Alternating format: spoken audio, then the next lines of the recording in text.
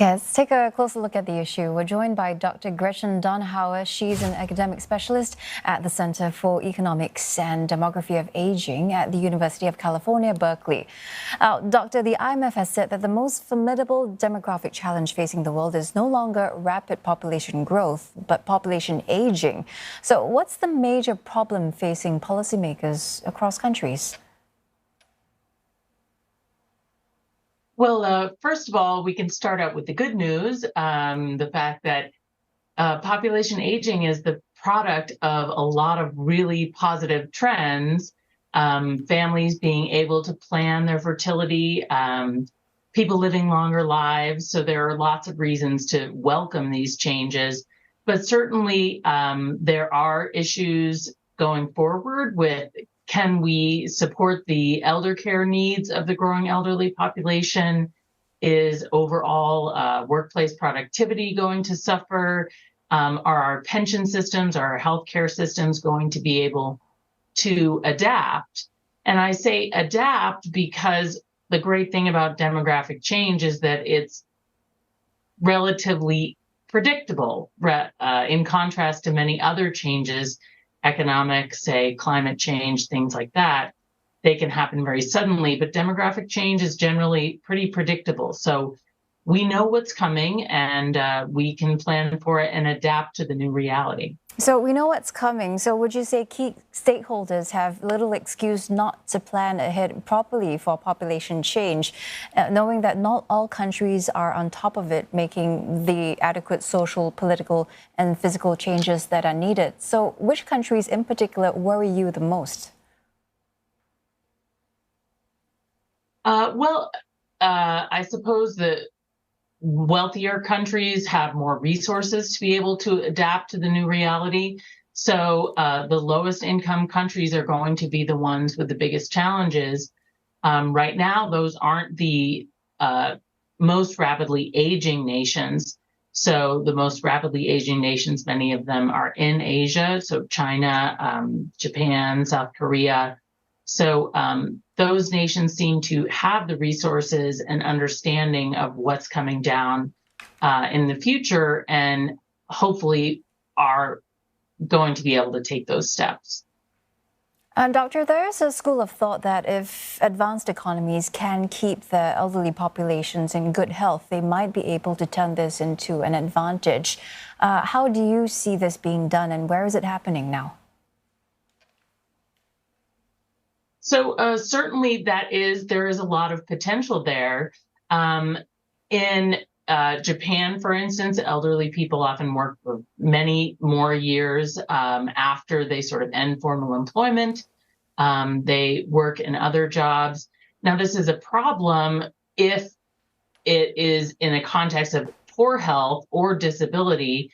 So we don't want people to have to keep working if it's a burden on them. However, many of us do jobs that we can keep doing for many more years, or that we can shift into other types of work. So there's a lot of experimentation with this. But I think the places that are having the most success, some of it is in the United States that I'm more aware of, but are places where they're trying to remove any sort of arbitrary age-based, say, retirement policies, or also trying to provide more off-ramps and on-ramps for part-time employment for older workers, say, that can be done sort of in an on-demand basis when employers need them and when the workers themselves feel capable. And for older persons, that can change on a month-to-month basis. So the more flexibility can be built into the labor market, the more the productivity that older workers do have will be able to benefit those economies. And Doctor, in what ways can policymakers balance the needs and preferences of different generations within aging societies when it comes to resource allocation and social support systems?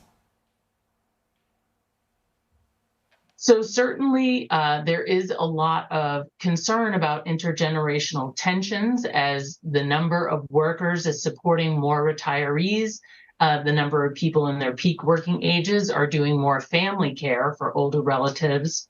Those balances are shifting.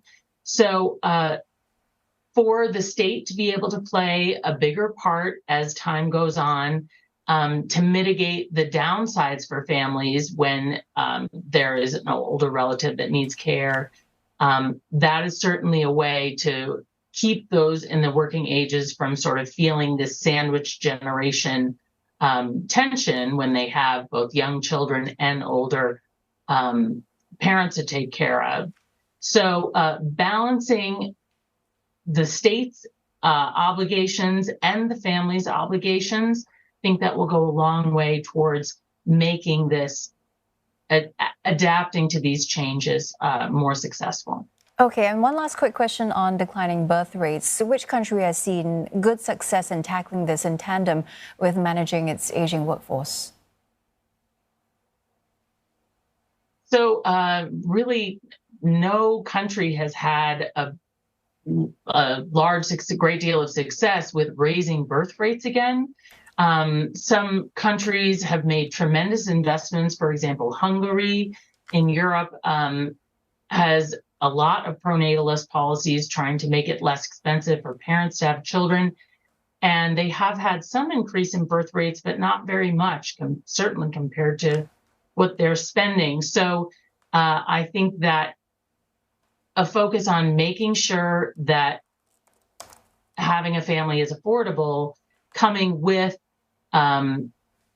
making sure that older persons are supported as well, is really the best way to go, rather than to feel like we can somehow return to a high birth rate context. That's probably not going to happen.